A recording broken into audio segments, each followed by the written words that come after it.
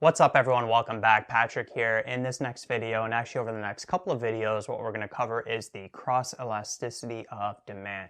So I'm going to start off by giving an overview of what it is. I'll introduce the formula, then we'll go over some real-world uses, and then we'll go over some examples, some algebraic examples of where we have to apply it. Now, so far when we've talked about elasticity, more specifically the price elasticity of demand and supply, we always looked at it in terms of one product. Well, the cross-elasticity of demand actually looks at two products simultaneously. And the coefficient, the formula for it, so the way I'm going to label it is I'll have the elasticity, and let's say we have two products A and B, so I'll put subscript AB here. Now, in your specific class, you may use different notation for all these formulas, so you can adjust this accordingly.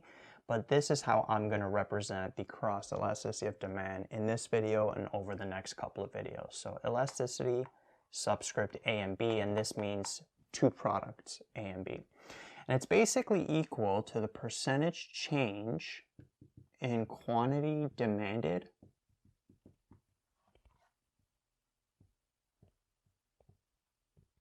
of product A over the percent change in price of product B. Right, so very similar format to the price elasticity of demand. We have that percentage change in quantity demanded in the numerator, percentage change in price in the denominator. However, two different products. One product, A, is in the numerator, the other product is B in the denominator. And the letters are arbitrary. We could have put B up here, A down here. You can use numbers even, product 1, product 2. As long as one product is in the numerator, the other product is in the denominator. Now, the result of this is going to tell us the relationship between the products. So if that cross-elasticity of demand is going to be positive, what that means is that the products are going to be substitutes of each other.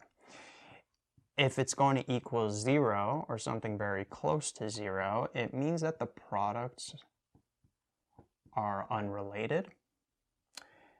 And then if that cross-elasticity of demand is negative or less than 0, it means that the products are complements. You can also show this in previous videos. I showed this on a timeline. So another way to show this is you could put, not a timeline rather, sorry, a number line. So we'll have 0 in the middle here. So in this area here, right, if it's negative, the products are complements. If it's 0, the products are unrelated. And then if they're in this area, the products are substitutes. And this makes sense intuitively. So for example, let's say we're looking at two products that are substitutes. Now, if two products are substitutes, that means that one can be used in place of the other. So let's say that we have two products, A and B, and let's say that these two are substitutes. So either you're going to be using A or you're going to be using B. These are competitors in the marketplace. So what would happen is, let's say that the price of product B goes up,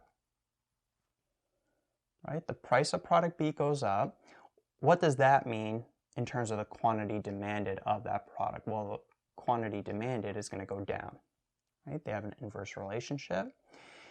But if the price goes up, the quantity demanded of that product B goes down, more people will switch to product A, and that means that the quantity demanded of product A will go up. And which parts here go into the formula? Well, the quantity demanded of A, and then the change in price of B. And notice that they're both increasing, so this would be positive and this would be positive. The numerator and denominator would both be positive, which would make this positive, which would classify them as substitutes. Right? So it intuitively makes sense. And then if we went the other way, what if the price of product B went down? What's going to happen then, if the price of product B goes down and there's substitutes, that means that the quantity demanded of A is going to go down as well, because more people are going to switch to product B, and the quantity demanded of product B is going to go up. Right? So what goes into the formula? This part and this part. Notice that both of them would be negative. So the numerator in that case would be negative, denominator would be negative, and the two negatives would make a positive. Right? So it intuitively makes sense in both cases why, if this is positive, either this is negative and this is negative, or this is positive, that those two products are going to be substitutes. What about complements? So let's intuitively break that down. Now complements, the two products are used in conjunction. They're used together. So we got product A and product B. So this could be like, let's say, an iPhone here, and product A could be like iOS apps. Right? Complements, two products that are being used together. Well, what's going to happen is if the price of an iPhone goes down,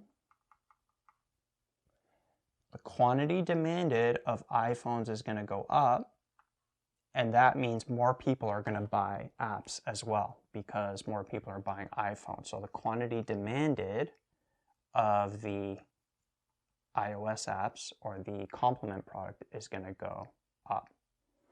And what goes in the formula? This and that. And notice that they have an opposite relationship. The price goes down, this goes up. So this would be positive, this would be negative, which would make the whole thing negative. So it would be a complement. And then let's say the price of iPhones goes up. What's going to happen? Less people are going to buy iPhones, which means less people are going to buy iOS apps as well. This goes in the formula, this goes in the formula. And notice again an inverse relationship. So in this case, the numerator would be negative and then the denominator would be positive, which would make the whole thing negative, right? Because they are complements. So breaking down the formula intuitively makes sense as well. Now, the further out, either to the left side or to the right side, that you get a number, the stronger the relationship, that particular relationship is with those products. So starting with substitutes, for example, tea versus coffee, maybe here, but then two brands of coffee, let's say coffee A versus coffee B, would be out there, right? So these two would have a higher, more positive cross-elasticity of demand than these two because they're stronger substitutes.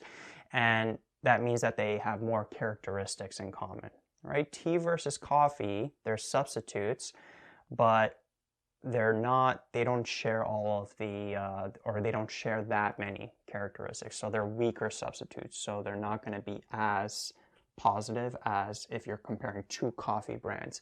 And then even further down, you may have like Colombian coffee A versus Colombian coffee B.